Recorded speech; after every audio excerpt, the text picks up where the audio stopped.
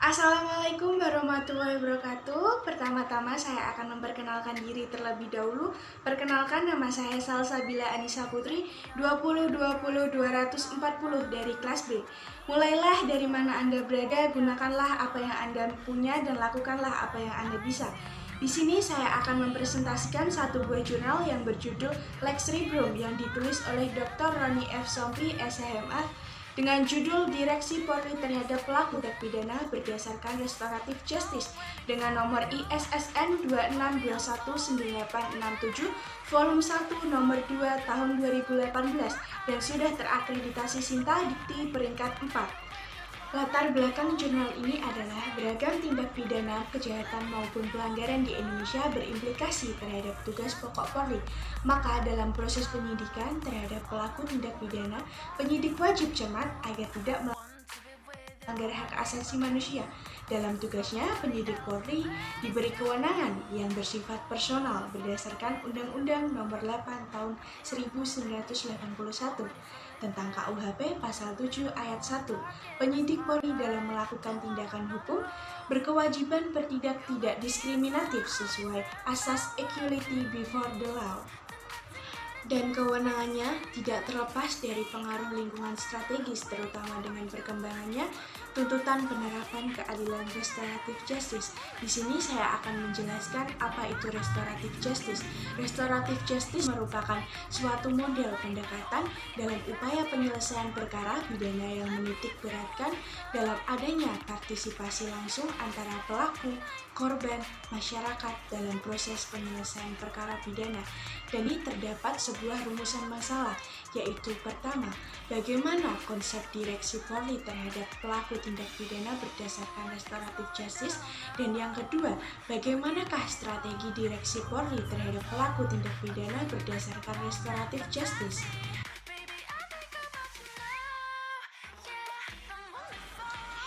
Analisis dan pembahasan sebagai upaya untuk dapat menjawab atau memecahkan suatu permasalahan yang diangkat dalam penelitian ini, dilakukannya suatu analisis deskriptif maupun kualitatif, di mana setelah pengumpulan data dilakukan kemudian analisis sehingga dapat ditarik suatu kesimpulan yang dapat dipertanggungjawabkan secara ilmiah. Restoratif justice dalam kapasitasnya sebagai penegak hukum berdasarkan sistem peradilan tahap awal, konsep strateginya tidak mengenal metode pembalasan terhadap pelaku tindak pidana. Dalam hal ini, konsep sanksi pidana berdasarkan restoratif justice melakukan beberapa konsep, yaitu pertama, penggantian kerugian pada pelanggar yang diharuskan untuk membayar kembali kerugian bagi si korban yang dapat ditembus melalui jasa-jasa atau berupa uang. Yang kedua adalah program kerja sosial. Dalam sanksi sosial ini ditekankan bahwa pelanggar harus membayar kerugian tak langsung kepada masyarakat melalui kerja bakti. Dan yang ketiga adalah kompensasi terhadap korban. Pemberian dana kompensasi terhadap korban dikenal sebagai pembayaran terhadap korban yang menjadi suatu proses perdamaian dari proses penyelesaian tindak pidana. Konsep pemberian sanksi terhadap koperasi berdasarkan teori responsive regulation. Di sini saya akan menjelaskan apa itu kooperasi. Kooperasi merupakan pribadi hukum sebagaimana layaknya manusia yang dapat dimintai pertanggungjawaban baik secara perdata maupun secara pidana. Dalam hal ini, kooperasi dimintai pertanggungjawaban pidana, maka yang sering menjadi masalah adalah kepada siapa respon pertanggungjawaban pidananya dan sanksi yang akan dijatuhkan agar kelangsungan aktivitas kooperasi dapat tetap terjaga serta kerugian dapat dihindari. Untuk menyikapi hal tersebut, dapat disimpulkan bahwa memperkenalkan suatu pendekatan sanksi restoratif dan responsif sebagai alternatif pilihan sanksi yang dapat diterapkan. Pelaksanaan strategi direksi Polri terhadap pelaku tindak pidana berdasarkan restoratif justice. Penyalahgunaan masyarakat, khususnya korban, untuk ikut serta dalam proses penyelesaian tindak pidana. Memberikan hak kepada pelaku dan korban untuk dapat menyelesaikan konflik. Dalam pandangan ini, pendekatan restoratif memandang suatu pidana bukan semata-mata merupakan suatu pelanggaran terhadap hukum negara, tetapi merupakan suatu perbuatan diri seseorang kepada orang lain yang menimbulkan kerugian atau sebuah kerusakan. Adapun faktor penghambat dalam penerapan direksi Polri, direksi yang dilakukan dalam menangani berbagai masalah atau pelanggaran hukum tidak ada aturan atau batasan yang jelas sehingga sering terjadi penyimpangan dari ketentuan dan prinsip direksi, yaitu pertama, dalam pelaksanaan direksi yang dilakukan oleh polisi adalah bersifat individual oleh petugas polisi di lapangan, dan yang menjadi dasar adalah apa yang diketahui atau dimengerti oleh petugas di lapangan yang dianggap benar. Yang kedua adalah merupakan kebijaksanaan dari birokrasi yang berlaku dan menjadi pedoman dalam melakukan tindakan diskresi dalam organisasi pelaksanaan hukum secara selektif, merupakan bentuk diskresi birokrasi di mana pengambilan kebijaksanaan kepolisian menentukan prioritas organisasi kepada para petugas di lapangan. Ditinjau dari aspek hukum, pidana formal, tindakan polisi untuk mengesampingkan perkara pidana tidak bisa dibenarkan begitu saja karena sifat hukum pidana yang tak kenal kompromi, sedangkan alasan-alasan sosiologis yang bisa digunakan dalam praktik sifat subjektif dan sangat situasional, dan ini memerlukan landasan hukum yang tegas agar terdapat kepastian sebuah hukum baik bagi penyidik maupun bagi masyarakat.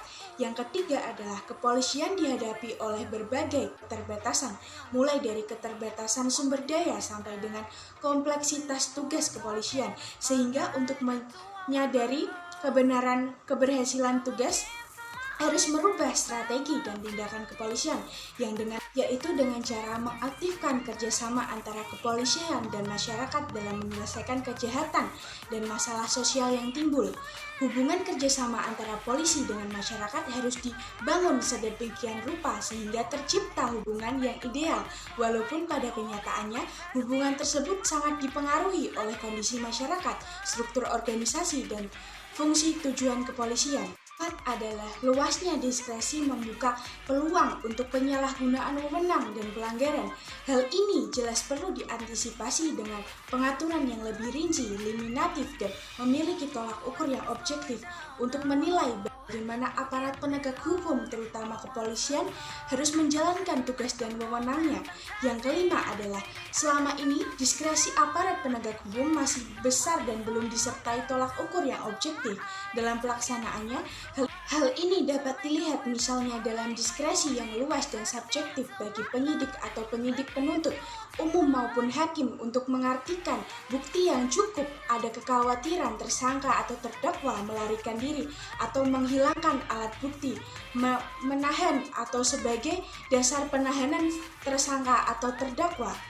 Kesimpulan dari jurnal ini adalah konsep direksi Polri terhadap pelaku tindak pidana berdasarkan restoratif justice adalah dengan cara melakukan reformasi Polri berkaitan pelaksanaan direksi yang telah diatur dalam pasal 7 ayat 1 huruf J KUHP dan pasal 16 dan pasal 18 Undang-Undang Nomor 2 Tahun 2002.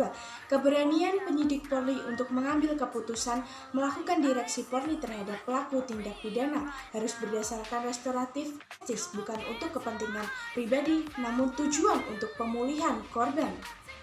Saran dari jurnal ini adalah masyarakat perlu dilibatkan melalui transparansi penerapan diskresi Polri. Media massa dapat menjadi penguat transparansi penerapan direksi Polri sekaligus memperkuat kultur hukum untuk mendukung direksi Polri terhadap pelaku tindak pidana berdasarkan restoratif justice. Perlu kesamaan cara berpikir antara penyidik Polri, jaksa penuntut umum, dan hakim tentang pentingnya direksi Polri terhadap pelaku tindak pidana berdasarkan restoratif justice. Dengan demikian, penyidik Polri dapat menerapkan diskresi Polri secara bertanggung jawab dalam pengawasan yang melekat. Sekian yang bisa saya sampaikan dari presentasi ini dan semoga bermanfaat. Mohon maaf jika terdapat penyampaian yang kurang jelas. Wassalamualaikum warahmatullahi wabarakatuh. Terima kasih.